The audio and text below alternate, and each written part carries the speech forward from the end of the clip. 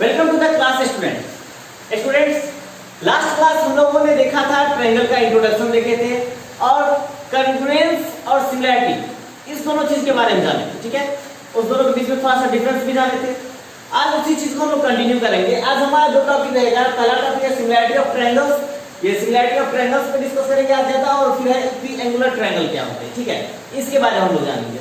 उससे पहले हम लोग लास्ट टाइम जब स्टडी कर रहे थे तो कॉन्ग्रुएंट को तो कंप्लीट कर लिए थे कि कॉन्ग्रुएंट में कोई भी दो पॉलीगॉन होगा उसका हर एक पार्ट इक्वल होना चाहिए, एंगल और साइड इक्वल होगा तो ही जाकर के क्या होगा कॉन्ग्रुएंट। लेकिन सिमिलैरिटी में हम क्या बोले थे, सिर्फ एक शेप होना चाहिए, साइज से कोई दिक्कत नहीं है। ठीक है, शेप एक ही होना चाहिए, साइज इक्वल हो भी सकता है नहीं भी हो सकता है, शेप इक्वल होना चाहिए। ये बात हम लोग सिमिलैरिटी में जाने थे और वहां पे हम लोग पॉलीगॉन के लिए जो था दो कंडीशन, एक कंडीशन देखे थे कि पॉलीगॉन कब सिमिलैरिटी होते हैं, उस चीज को आगे देखते हैं। फिर उसको हम थोड़ा सा डिटेल में डिस्कस करेंगे। Last class similarity of two polygons कहता था two polygons of the same number of sides are similar. दो पॉलीगॉन, दो बहुभुज सेम नंबर ऑफ साइड के, ठीक है, अगर ट्रायंगल हो गए तो ट्रायंगल, अगर क्वाड्रिलेटरल हो गए तो क्वाड्रिलेटरल, ठीक है, वो तभी सिमिलर होंगे जब all the corresponding angles are equal. उन दोनों पॉलीगॉन के करस्पॉन्डिंग एंगल जितने होंगे सभी क्या होंगे, इक्वल होंगे, और उनके करस्पॉन्डिंग साइड क्या होंगे, एक ही रेशियो में। चलिए, ये बात हम लोग लास्ट वीडियो में भी देखे थे। लेकिन क्या इस दोनों कंडीशन से दो सिमिलैरिटी के लिए जो हमारा रूल है कि दोनों का एक ही शेप होना चाहिए, क्या वो इससे फाइंड आउट हो जाएगा? देखते हैं, हम लोग चर्चा करते हैं आज। देखिए होता क्या है, दो हम लोग फिगर लेते हैं, ठीक है, एक स्क्वायर लेते हैं और एक रेक्टेंगल लेते हैं। एबीसीडी हमारा एक स्क्वायर है और एक हम लेते हैं अपना रेक्टेंगल, ठीक है। इसका रेक्टेंगल को हम लोग लेते हैं DEFG। अब एक चीज देखिए, स्क्वायर और रेक्टेंगल लेने के पीछे का मकसद ये है कि इस दोनों में जितना भी एंगल होगा सब राइट एंगल ही होगा, 90 डिग्री। इसमें देखिए इसका भी सब एंगल क्या होगा, 90 डिग्री होगा। लेकिन इसका अगर हम साइड देखते हैं तो हर एक साइड इक्वल होते हैं, इसके चारों साइड क्या होते हैं, इक्वल होते हैं। इसको अगर हम लोग एक्स यूनिट देखते हैं, ये भी एक्स यूनिट होगा, ये भी एक्स यूनिट होगा, ये भी एक्स यूनिट होगा। जब इसमें क्या होते हैं, लेंथ और ब्रेथ अलग अलग होते हैं। इसमें क्या होगा, अगर हम लोग मान लेते हैं इसका लेंथ ए है और ब्रेथ क्या है, बी, ठीक है। तो एक चीज और करेंगे, अगर हम लोग यहाँ पे देखते हैं इसका रेशियो, अगर एक साइड AB का अगर हम लोग DE के साथ रेशियो देखते हैं, ठीक है ना, अगर AB का DE के साथ हम लोग रेशियो देखते हैं तो क्या होगा, x/a, ठीक है। और अगर हम लोग BC का EF के साथ रेशियो देखते हैं, BC का EF के साथ हम लोग रेशियो देखते हैं तो हमें क्या मिलेगा, x/b।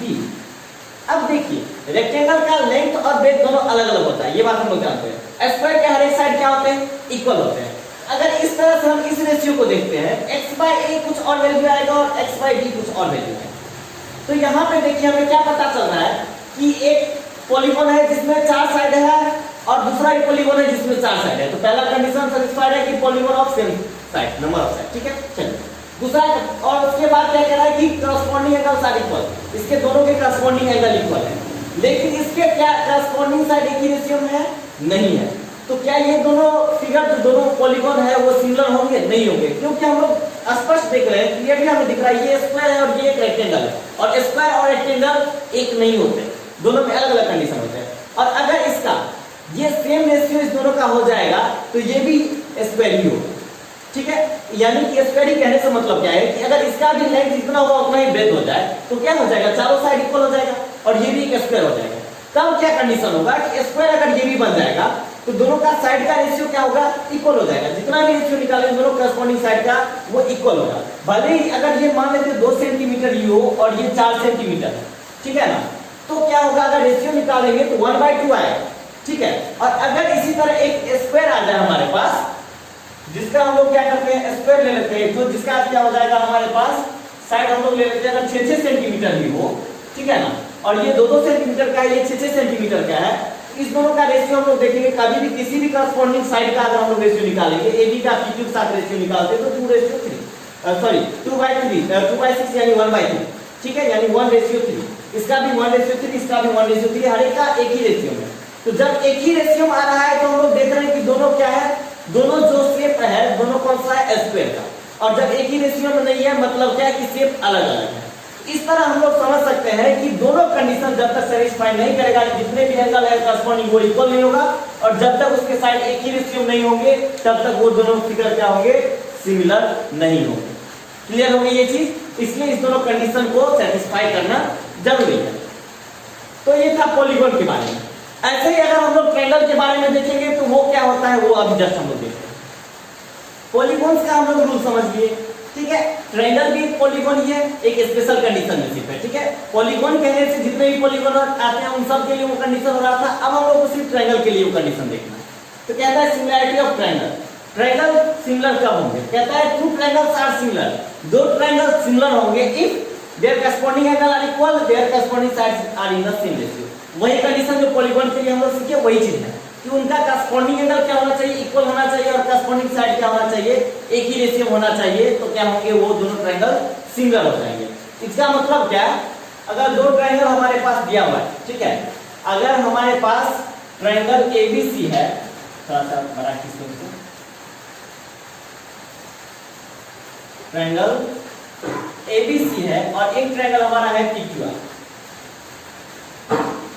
एक ट्रायंगल है पीक्यूआर, दो ट्रायंगल है, एक ट्रायंगल एबीसी और एक ट्रायंगल पीक्यूआर। अगर कहता है if angle A equal to angle P, angle B equal to angle Q, angle C equal to angle R, तीनों एंगल क्या हो गया, करस्पॉन्डिंग ए पी के इक्वल हो गया, बी क्यू के इक्वल हो गया, और सी क्या हो गया, आर के इक्वल हो गया। ये तीनों करस्पॉन्डिंग एंगल क्या हो गया, इक्वल हो गया। और क्या कहता है, and AB by PQ equal to BC by QR equal to AC by PR। ये हो गया रेशियो। अगर कहता है कि ये जो हमारा थ्योरम है वो क्या कहता है कि अगर करस्पॉन्डिंग एंगल इक्वल है, यानी कि एंगल A का करस्पॉन्डिंग P, B का Q और C का R, ये तीनों करस्पॉन्डिंग एंगल इक्वल है, और ये इन दोनों के साइड जो है एक ही रेशियो में, यानी कि AB by PQ इसका जो रेशियो होगा वही AC by PR का भी होगा, वही BC by QR का भी होगा।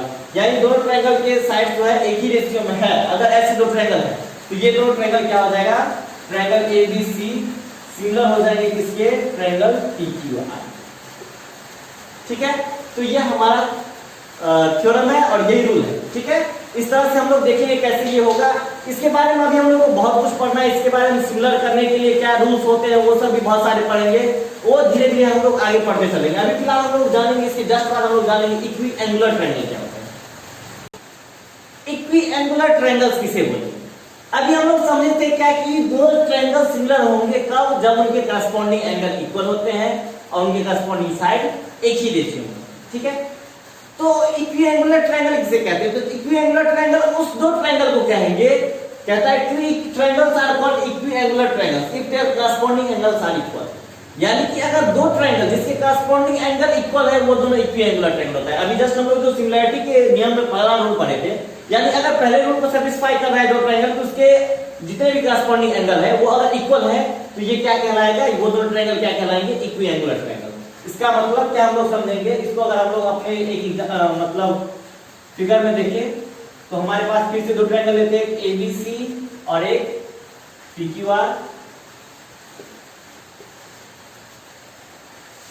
इफ एंगल A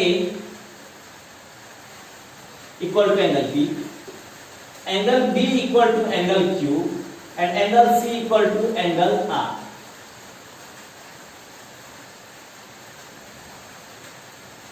ये अगर करस्पॉन्डिंग जो एंगल है इक्वल है, देन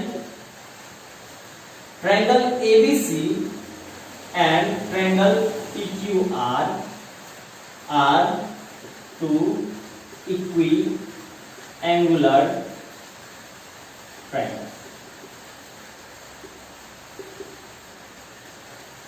तो इस तरह से क्या होगा कि अगर दो ट्रायंगल है उसके करस्पॉन्डिंग एंगल इक्वल है तो वो दोनों ट्रायंगल क्या कहलाएंगे, इक्विएंगुलर ट्रायंगल, ठीक है।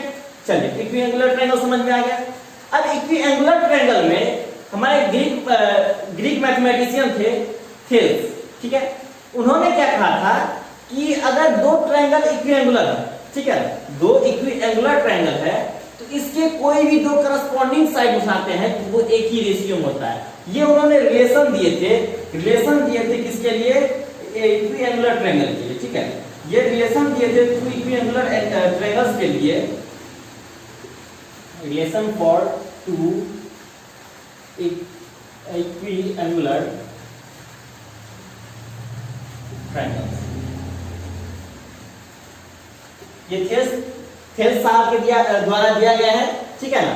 वो क्या बोले थे कि एनी टू